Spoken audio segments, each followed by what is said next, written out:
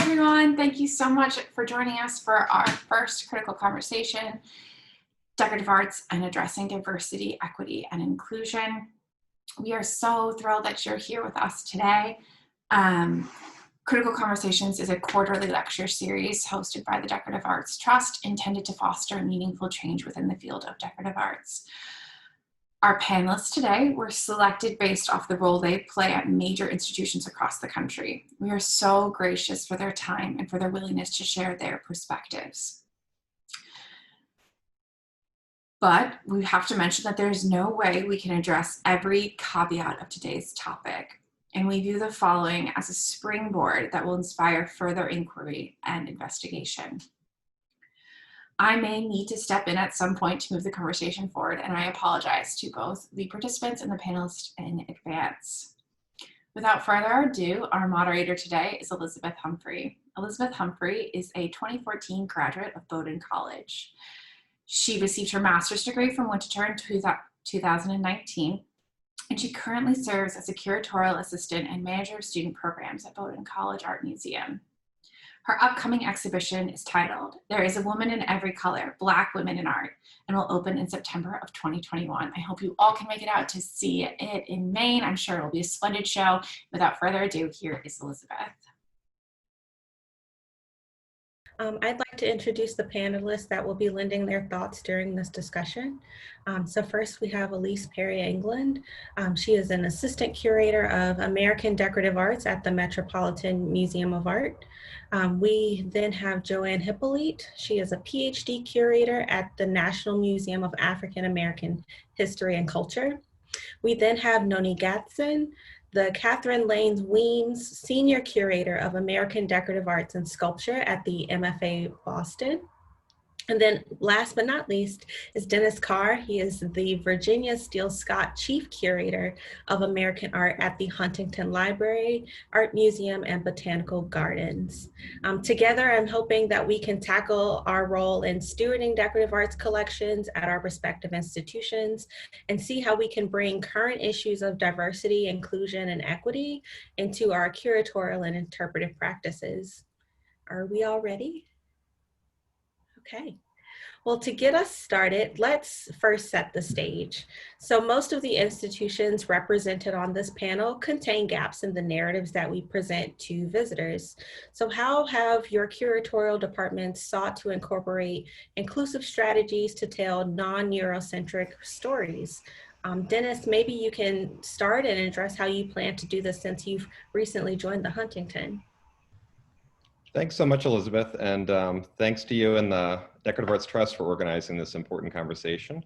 I've just arrived at the Huntington. I came in January, and I've already found, though, that the institution is very committed to issues of diversity, equity, inclusion, diversifying the collection specifically, and recentering different narratives in our permanent collection galleries, including indigenous histories and more multicultural histories. And I think that the decorative arts, and more generally the field of material culture, can play a really important, perhaps even leading role in this effort.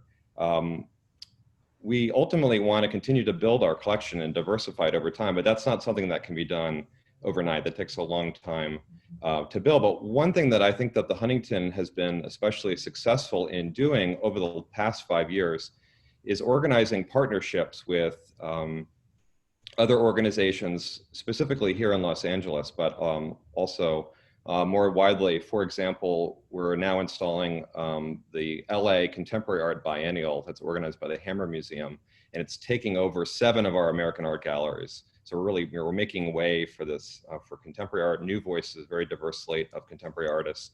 We're working with an organization called Ghetto Film School, which is based in New York and London, but also Los Angeles. They teach young filmmakers, and these high school age students have been in our American art galleries, and they're producing films based on things that they've seen in our galleries, and some of those films will be on view in our spaces.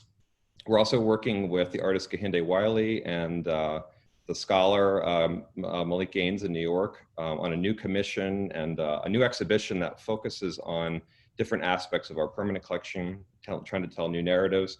And then next, we're working with the Underground Museum, which is a community-based, Black-led organization in Los Angeles that is an art museum, a library, and a garden, very much in line with the Huntington's kind of 3 critical areas. And then we're working with a contemporary artist, Sandy Rodriguez, who's our new artist in residence, who she focuses on indigenous histories and the indigenous use of pigments and artistic materials that are drawn directly from the landscape. So these are some of the partnerships we've embarked upon, and these will all take place in the next year or so. And so while we continue the really difficult long-term work of building our collection, these partnerships for us have really introduced many new voices. And I've seen just in my short time here at the Huntington, how those voices can allow us to grow and push us in new directions. Yeah, great. Alyce, I wonder if you can speak to the interpretation side of things. So how do you train your docents to do this work with a collection that might contain some of those gaps? I think docents are incredibly important in terms of carrying out this mission and message of social equity. You know, they're truly on the front lines of visitor experience. And so they need proper training and tools to engage with our audiences. And while I'm a curator, you know, specifically of early American, North American furniture, it's also my job to help provide, you know, the content that the decorative arts guides can use, you know, in their tour narratives. And also elevate their consciousness of themselves and their audiences, you know, really that reciprocal nature between them and the people that are walking through the doors. And I think about it in 4 different ways, and I call it the 4 A's, but there's action, acceptance, awareness, and acknowledgement. And in terms of action, you know, think of that, there was a great article written by a woman named Corinne Schutak. It's called Do Something, and it's really a call to action to educators, and I consider curators kind of in that group, to acknowledge more of the contributions of Black, Indigenous, and people of color and, you know, the content within our galleries. And so over the last 3 years or so, we've shifted docent trainings to provide more truthful views on historical, social, and political context surrounding the objects in our galleries. And we've allowed the guides to depart from the traditional style guide script that, you know, it's not just at the Met, it's, you know, a number of places that I've worked.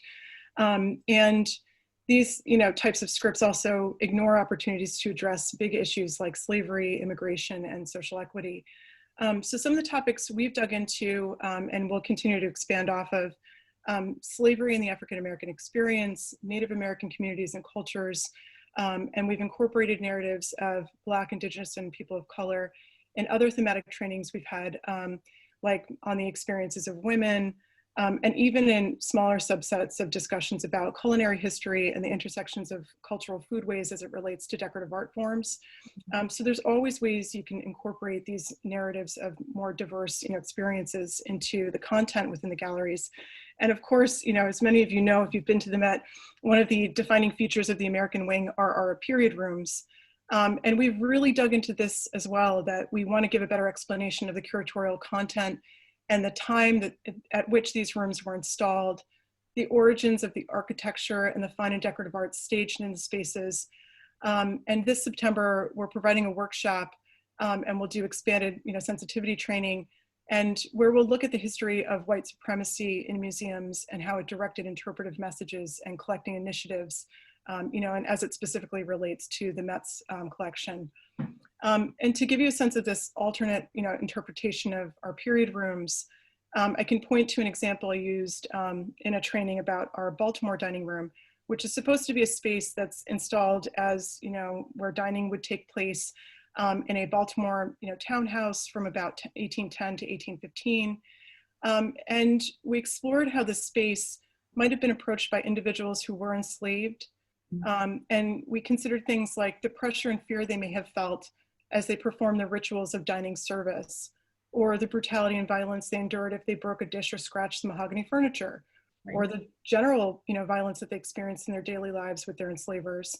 There was, you know, a great deal of discussion also towards the lack of acknowledgement to those enslaved who may have also cut mahogany trees from the native Caribbean and Central American forests, you know, or worked in the cabinet shops that made, you know, respective objects within that particular space. And this issue of being anonymous, that, you know, even though these enslaved individuals might not have been identified individually, there's certainly ways that we can acknowledge their existence in the objects within these period rooms and decorative arts collections. And of course, you know, citing their sacrifices, experiences, and contributions throughout these spaces.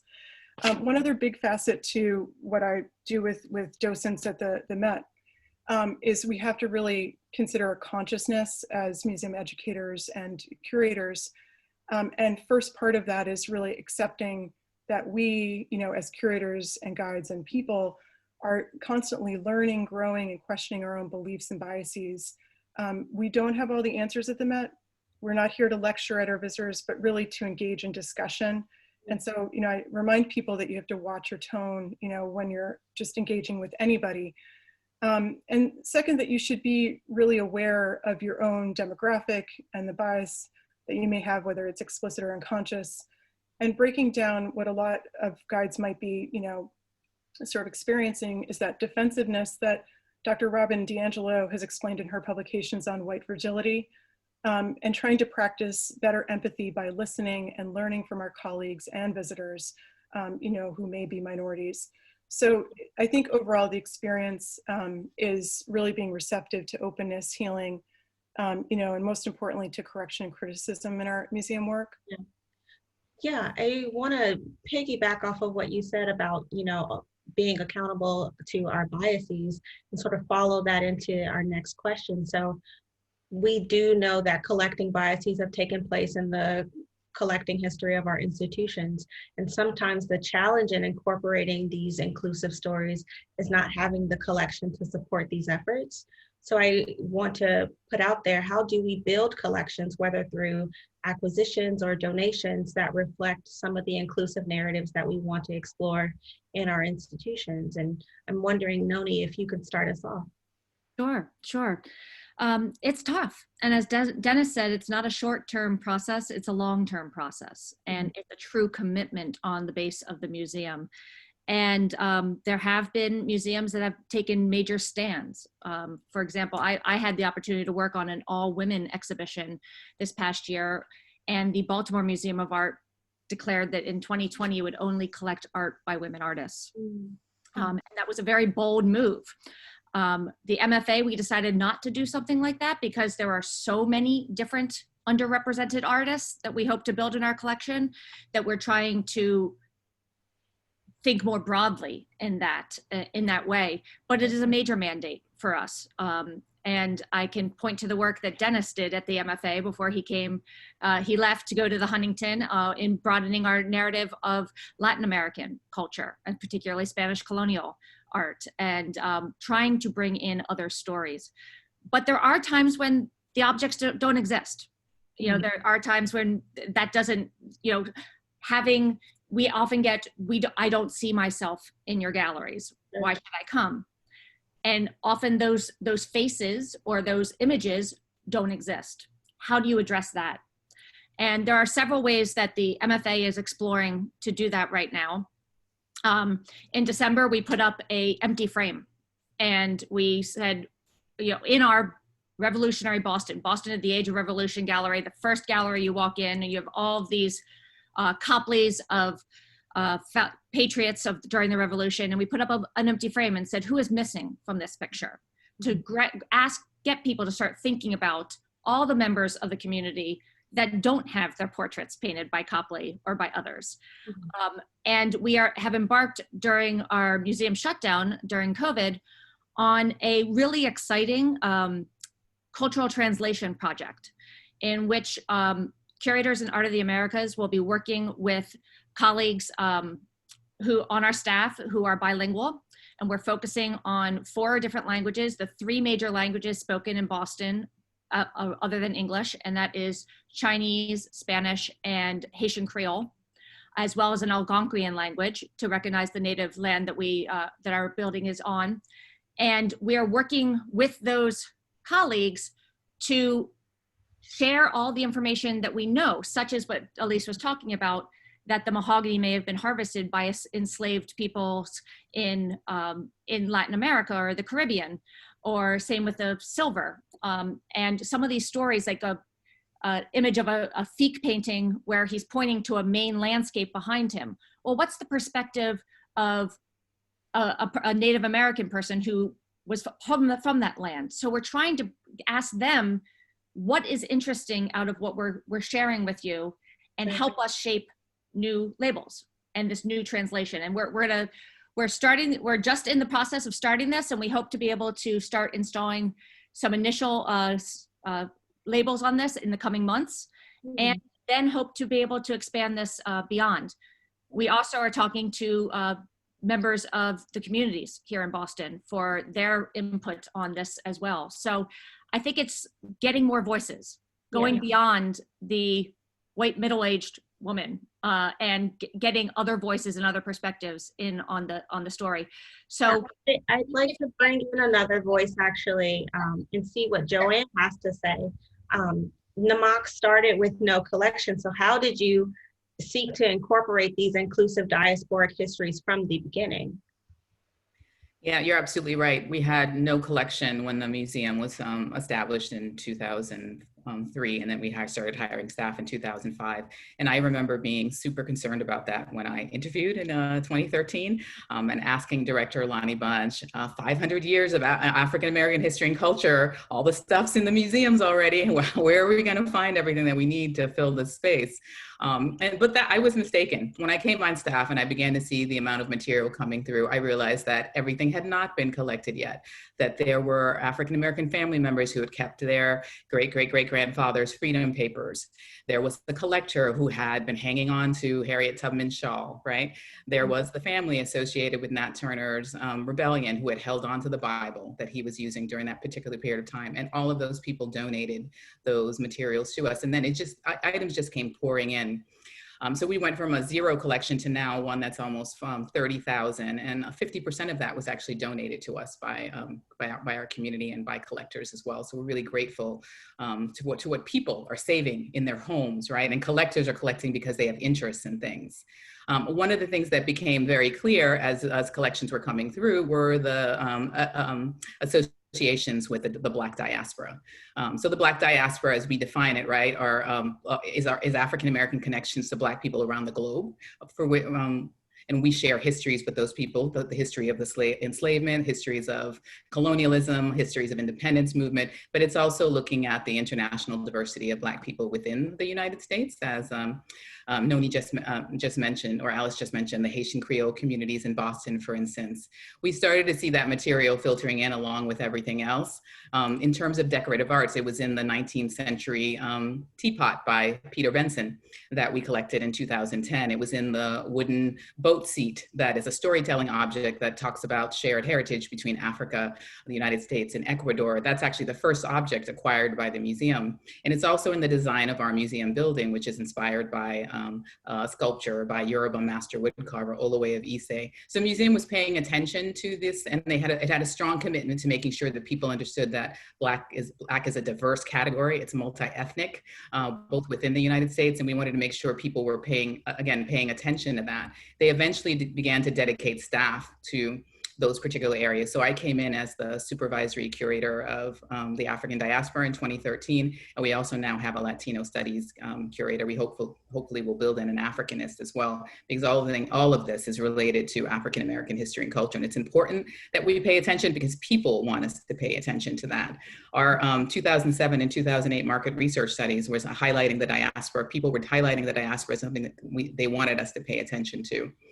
And then one concrete way in which we make sure people are seeing that we're paying attention to them is by actually incorporating the different geographic spaces or cultures that Black people are associated with in our labels. So when they read that, they're learning that Blackness is not just Southern African American, which a lot of people tend to stereotype, that it's diverse regionally and it's diverse internationally as well. Yeah, you mentioned something interesting about categorization and how that comes to fruition. And so I want to shift the topic a little bit to think about folk art. So folk art is often affiliated with outsider artists or those who aren't classically trained, which sometimes can be coded as non-Euro-American. And as a result, there's often a debate about folk art's place in the decorative arts. So Alyce and Nonie, I wonder if you can speak to how folk art operates in your respective collections. Sure, and Alyce, I'm happy to jump in. Sure, go ahead. Well, folk art at the Museum of Fine Arts is in a major transition right now. And it's something that I've had the opportunity to work with colleagues across the museum to rethink the terminology, to rethink the categorization, and rethink how we want to approach this work that I am now calling, for lack of a better term, artwork formerly known as folk. And this is art. We need to broaden our category of defining who is art, who is an artist, and what is art. And that is what, if we want to bring lots of multiple perspectives into a gallery through visual creative impulses, then why are we categorizing and separating out? And that is the direction that we seem to be going at the MFA. And we have an exciting opportunity to explore this through a initiative funded by a local collector. And some of you may have seen that we had a major auction of artwork from that collection last January, that all the funding for that, all the monies raised will support a folk art initiative for rethinking folk art at the MFA. And one of our main goals is to help allow this to diversify the stories and the perspectives that we're bringing into our galleries. Alyce, your thoughts? And I agree with Nonie that, you know, the whole term folk art is very problematic. It implies hierarchies between fine, which is considered paintings and sculpture, or academically trained and artwork made by others, you know, informally trained artists or minority groups. It also, you know, has connotations that the, you know, crude way that it was made, or this naivety about it. But those are all things that really obscure some of the strengths of what, you know, can come from artists that are trained outside of, you know, these formal groups. And I think one of the ways we address it is by calling it vernacular art, or by just talking about it as it was made by the particular artist who's responsible. So, you know, giving that direct identification of the artist.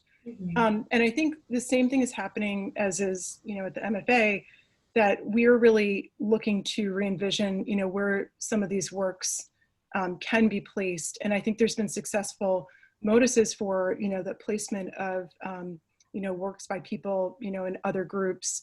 You know, for example, my colleagues Betsy Kornhauser and Amelia Peck installed a portrait by an enslaved artist, Prince Dima Barnes, alongside, you know, Copley's, and that's something that obviously shows, you know, the elevation of their work, or the importance, you know, of their technique and their, you know, ideas.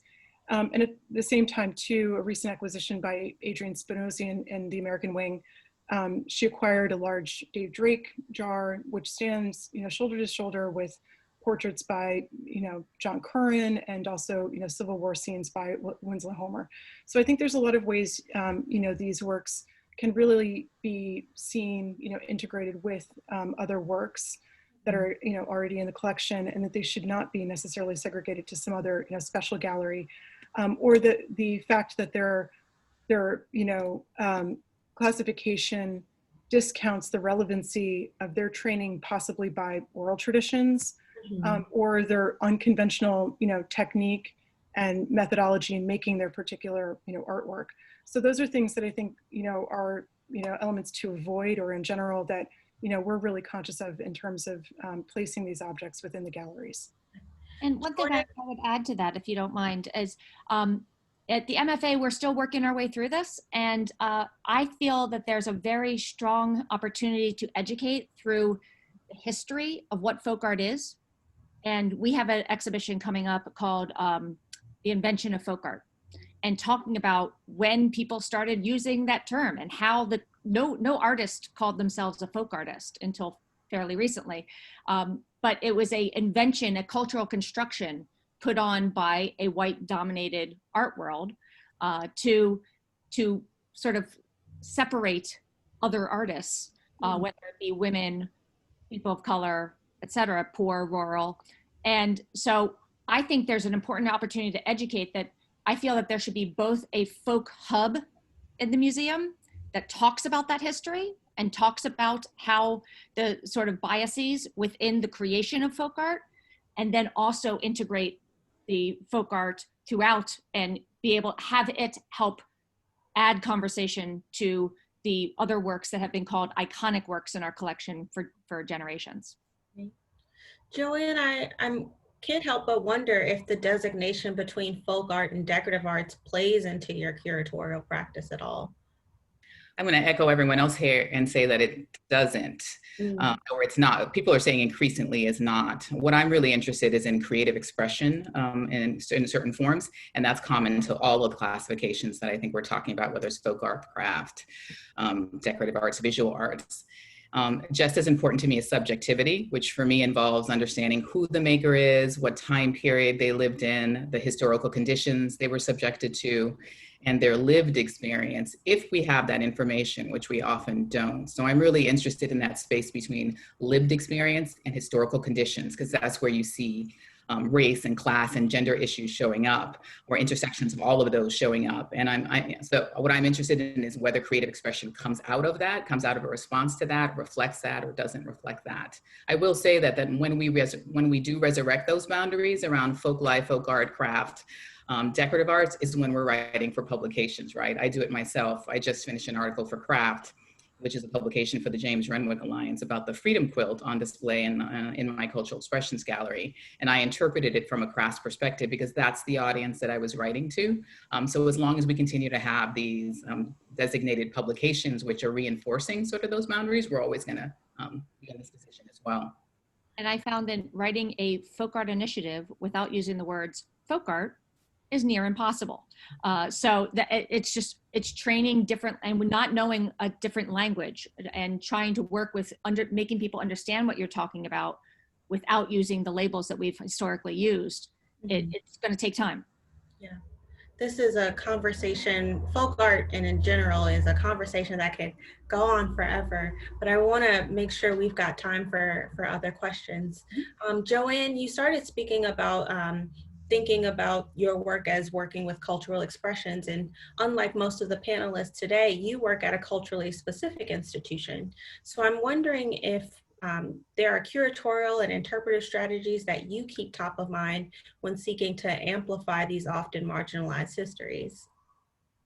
Definitely, I'm going to call on one of my gurus, Toni Morrison, here to answer that question. You know, Toni Morrison's so great on her theories of whiteness and the white gaze, and she spoke quite eloquently about her own work being interpreted when it first was published, with being missing from the white gaze being missing from it, right?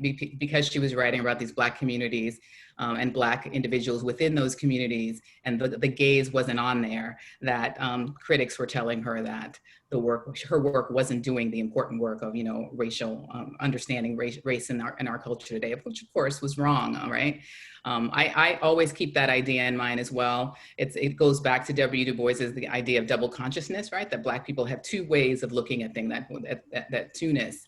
And when I was working on the Cultural Expressions Gallery, which has an anthropological lens on it, I really did choose an interpretive strategy in which I was only looking at expressions that come out of the culture itself. So there's a foodways section in Cultural Expressions, but you're not going to see any of the racist memorabilia in postcards or in forms of decorative art figurines where you see stereotypical images of African Americans, you know, eating watermelon or dressed in abject clothing, or, you know, their lips are big, the hair is out of control. What you are going to see is representations of food that are coming out of the culture itself. Now, that's not to say that there aren't representations of work in the gallery of people not responding to that, because that's some of artists' work. And there is a space for that also in the museum. It's just in the history galleries. We have a whole wall dedicated to that kind of material and explaining its context. But in my own work, I try not to work primarily from that area itself. Great. So I want to acknowledge at this point that this panel and the decorative arts field itself are dominated by white scholars. This is something we are all pretty aware of. So I'd like to hear from Alyce and Joanne about how this, if at all, has impacted your careers, the scholarship that you produce, or your experiences. Sure, and I can certainly speak, you know, from the specific area of furniture scholarship that I've been involved in. you know, the last several decades have really, the scholarship's been devoted to enumerating and cataloging forms by regional typology. And it often, you know, highlights the work of white male, you know, master craftsmen. Some studies have been outlining the presence of immigrants, but typically those, you know, from European backgrounds. And obviously the field itself, you know, the scholars themselves are largely white and male. So I think even just as a female, you know, there's things to break through in that front. And I think there's, you know, few women among the ranks, but even fewer minorities. So I think that's an area where obviously there's a lot of opportunities to, you know, encourage more scholars. And I'm thrilled by, you know, the work of people like Tiffany Moman in the Black Craftsman Digital Archive. You know, there's a lot of other programs that people have initiated to really, you know, figure out a lot of those pathways. So I think there's still a ton of work to be done. And, you know, it's not just the responsibility, you know, of people of color to do this kind of research. It's a responsibility for all of us. Mm-hmm. Great. I've been in white professional and academic spaces my entire life. So I went to elementary school and high school and college and graduate programs at predominantly white institutions. Of course, in all of those spaces, and I also worked at a predominantly white museum before moving to the National Museum of African American History and Culture. In all of that time and all those spaces, of course, there are these oases, right? These spaces where your Blackness exists around and it's safe and it's around other Black people normally. So it's your family at home. It's the Black table in the cafeteria. Remember the dialogues about that? It's the African American Studies programs and departments where you tended to find more Black faculty and students. And it's certainly now at the National Museum of African American History and Culture. And having to exist in between those two spaces professionally, one of the things you learn to have to do as a Black person is to code switch, obviously, right? The comedian Dave Chappelle has that great quote, every Black American is bilingual, all of them, right? He says, we speak street vernacular and we speak job interview, right? And job interview really just means that we speak and write the language of and behave according to values and standards, right, that are established by a white majority, and a white majority that's actually invested in white supremacy. And what that means, when Blackness enters that space in many different forms, whether it's language or it's hair, you know, which happens, you actually are coded as deviant, right, as transgressive. And there are actual policies that have been created against it. There were lots of policies against Black hair in the 1980s and 90s. I interpret that in cultural expressions and having to undo all of that work. So those are some of the difficulties, I think, of being in those spaces and having to work through those spaces as a person of color. Yeah. Nonie and Dennis, I wonder if you have any thoughts or reactions to what Alyce and Joanne shared. Yeah, I think the urgency now is to diversify staffs of museums and to continue that very, very important work. You know, from the top down across all layers of different institutions. That is I think the key mission. Yeah. And one thing we're doing at the Huntington is we've identified high school age students as one in California, like kind of a great need for education, and we're trying to develop a youth program, a high school age program for students from diverse backgrounds across LA to come work with the Huntington staff, to learn alongside us, and to work in our galleries and to work with our collections and to be a part of exhibition projects moving forward. So I think that is really critical work that needs to be done to kind of build and support colleagues of color, both in museums, but also academically. And so the Huntington is in a good position, both having a museum side and a research division side. And I know our research division is really actively engaged in trying to further diversify the fellows that come and study at the Huntington. Great. And I would add, I think, how has it affected my career?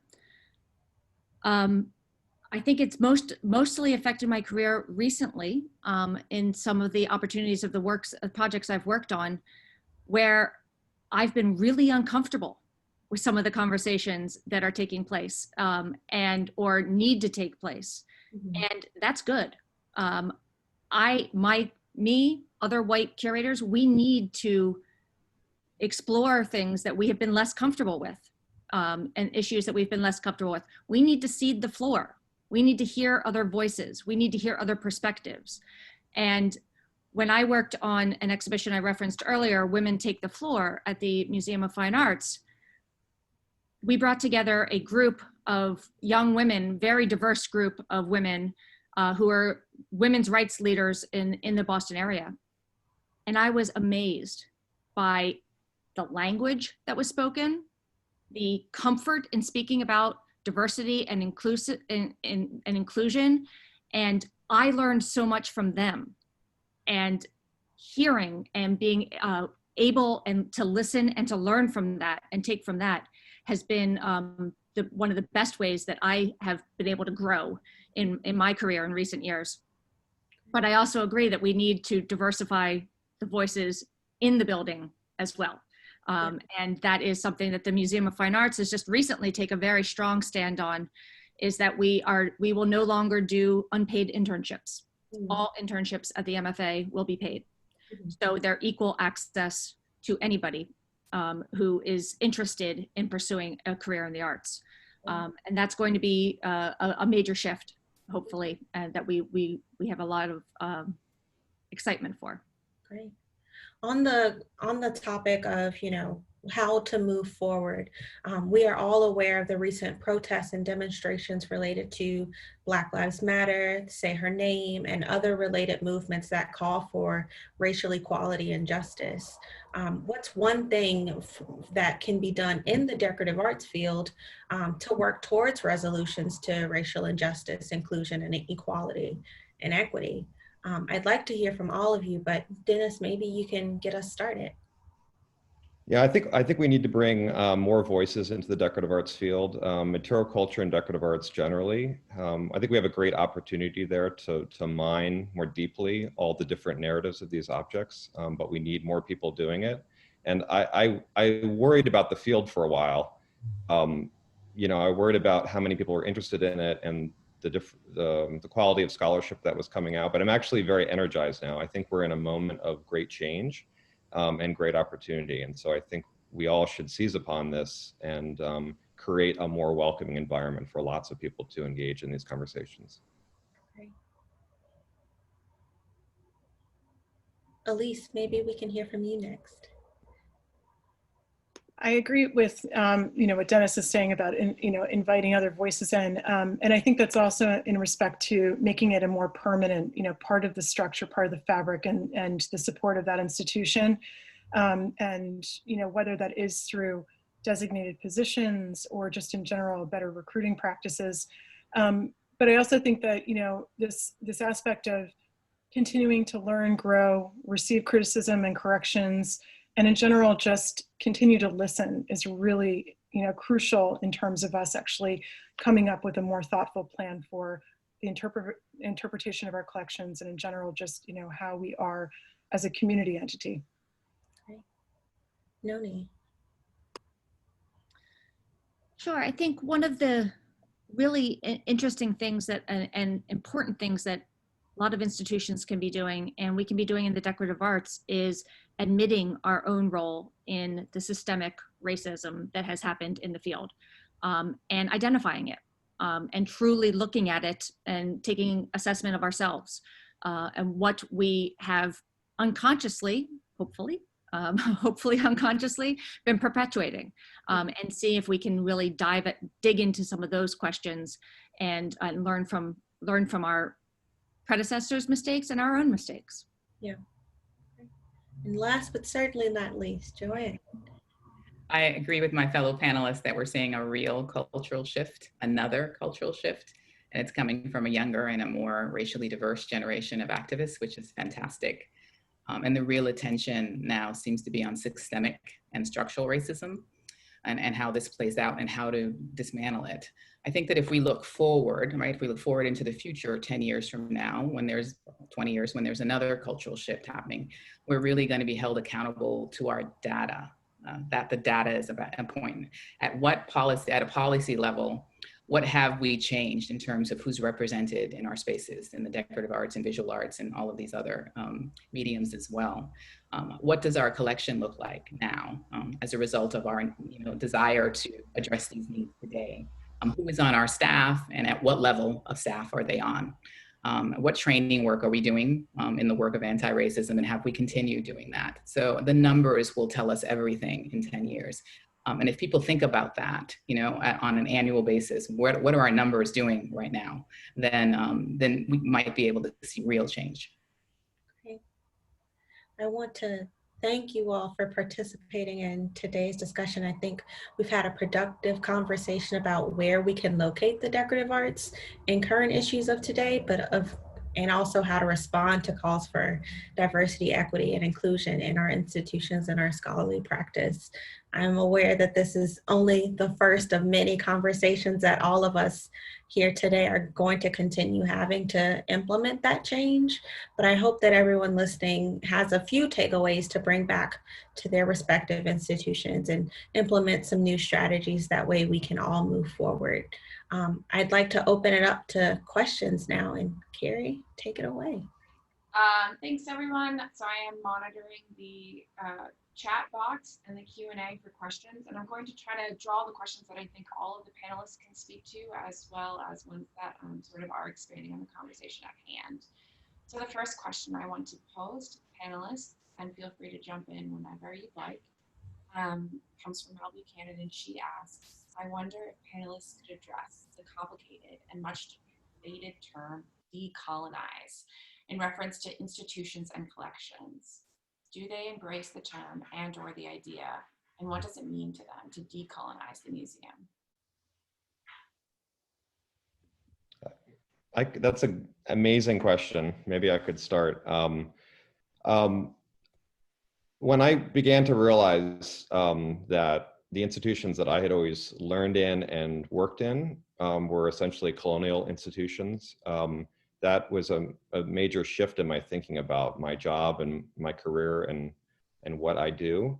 As a colonialist, that is, the idea of colonialism is central to the kinds of things I study and the kinds of questions I asked.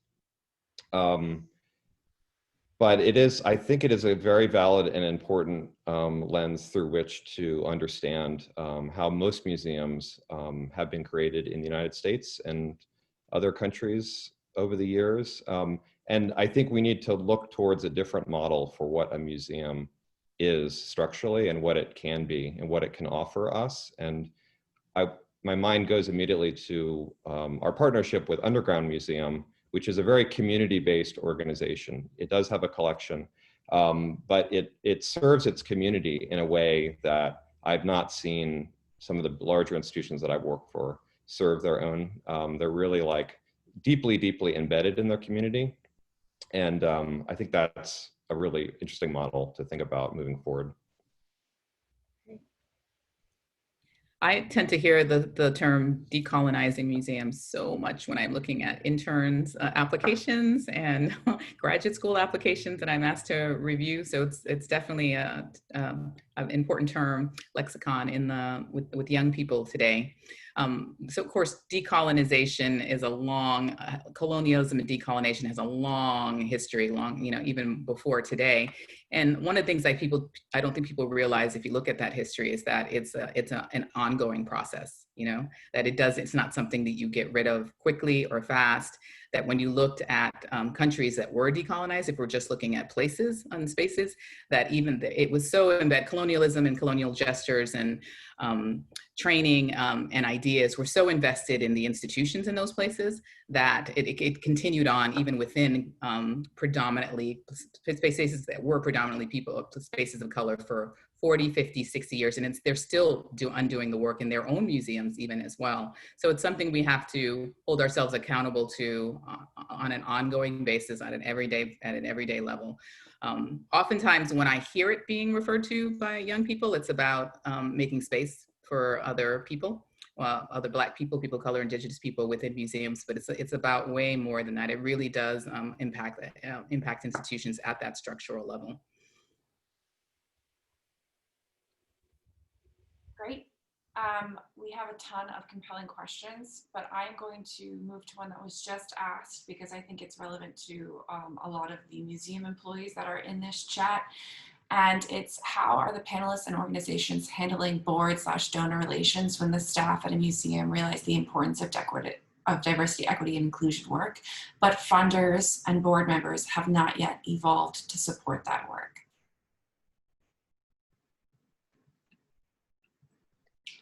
Well, I think the recent rise in culture in the injustice and the social justice movements and reaction to the atrocities towards Black members of the community and the violence against Black people, all of the unrest has brought this to everybody's attention. Nobody can avoid these questions and these conversations now. And I think our board members, our donors, everyone is getting on board with our need to be more inclusive, more diverse in our stories. And I think that this is an opportunity. The COVID break that really is putting so many of our institutions sort of in a major upheaval, combined with the social justice movements of this day and age right now, I'm really hopeful and very optimistic that this is going to allow for major change, even from the very top.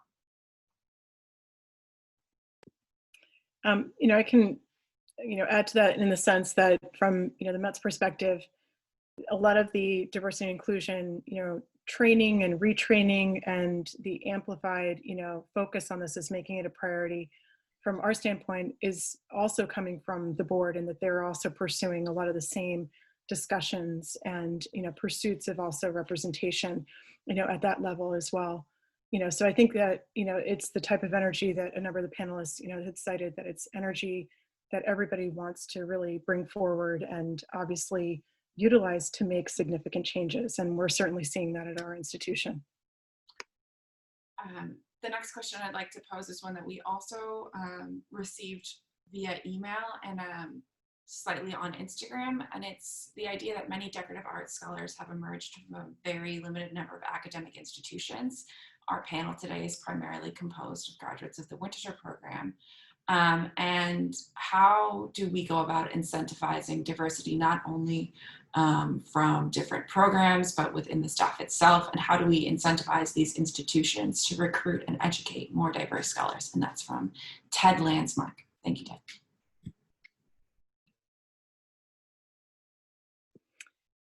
I can speak, because I graduated from Winterthur, that I think one of the things, and this has actually come up, I think, in a lot of discussions I've had with some of the professors there, is the visibility of the program and somewhat, of what the program can do, and that it's not limited to a small group of people that only study furniture. And I think that's part of what the programs themselves need to come out and express the resources they have to propel a lot of these new scholars in those types of directions. So I think that's part of it, is the programs themselves have to do better recruiting, but also really show what the resources are and, how those students can kind of match energies with the program. But, I think it is a very, challenging time, because I agree that I think a lot of the decorative arts scholars, there's one, fewer decorative arts scholars emerging. And then two, the diversity within that pool is, very small. I think that we, as curators, also need to be doing more promotion of the field itself in general. I think if you ask people in a classroom what they want to be when they grow up, not one person will say a museum curator, which means we've done a really bad job of sharing with the public how cool the work we do is. And I didn't have museum professionals coming and talk to us at my master's degree in African American Studies, which would have been a perfect place to begin to talk to people about the kind of work you can do in museums, the diverse kind of work you can do at all sorts of levels in museums. So the programs need to be in different spaces at the college level. And we ourselves, we should be doing the good work in our own communities and going into high schools and sharing with kids what we do and sharing our passion with them at younger ages. So we also received a couple of questions about the idea of absence and representing absence within the museum galleries. Some of our attendees are don't work at museums that are currently collecting and may not have the resources to expand their collection in order to accommodate underrepresented or previously underrepresented voices. And to summarize what Anne Cross asked, she's speaking about using different objects to show the idea of void within gallery spaces. So this play with absence negation makes me think of the scholar Jessica Marie Johnson's theorization of the null value when describing the absence of enslaved individuals from the archive, which of course is a willful and violent erasure. How have the other curators creatively engaged with the idea of absence or lack, which seems counter to the curator's whole project of acquisition display and based on the presence of objects when trying to tell more inclusive and equitable stories?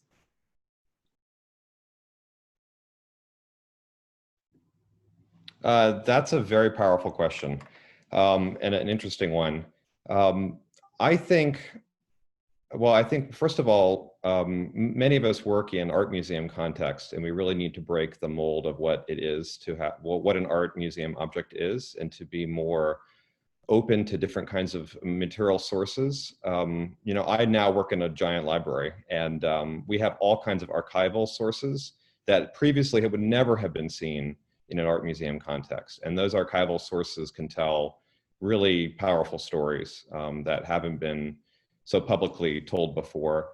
I also would argue that many of the objects in our galleries, and especially decorative arts objects, speak to many different stories. And I think part of the problem is that we're not necessarily telling all of the stories. We focused on a particular narrow band of stories, but those objects, and I think this has been brought up by the other panelists, you know, what's great about decorative arts is that they tell the story of materials from the time, you know, silver was extracted from a mine, or mahogany was extracted from a forest, and all the hands of different people who touch those materials through a global network of trade and exchange before they get to their ultimate destination and are then fashioned into a finished object that we might have on view in the galleries. So those stories are there. They've always been there. We just haven't focused on them as much recently. So I do absolutely agree that there are gigantic voids in our galleries and in our spaces, but we need to do a better job as curator in extracting some more narratives information out of the objects we already possess, in addition to adding more different kinds of sources to our displays.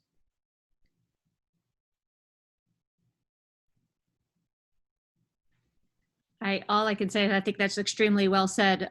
Dennis, we worked together for a long time, and that's been something that we've been hoping to do at the Museum of Fine Arts for a long time, and hopefully are continuing to do so, is bring out the other stories, because they do exist. And you have to find what's there.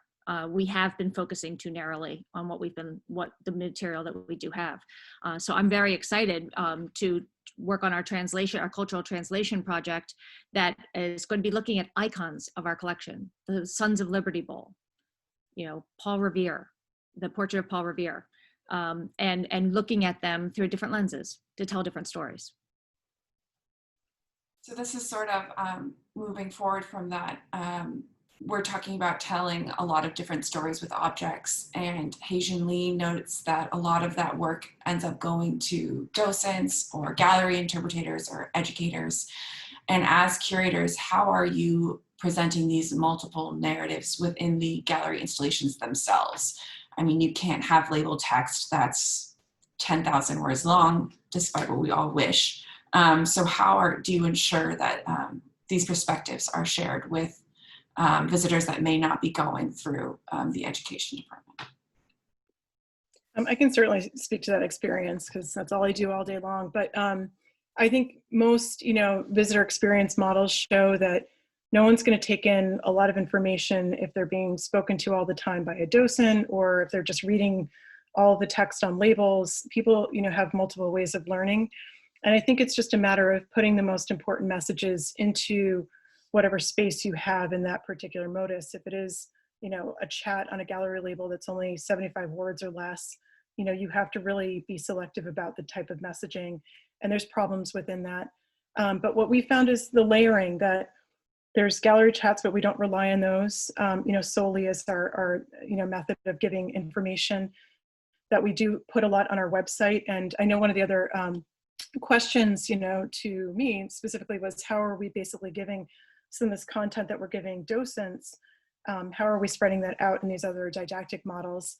And, you know, we put a fair amount of it actually into, there were touch screens, you know, in our period rooms, which are now obsolescing.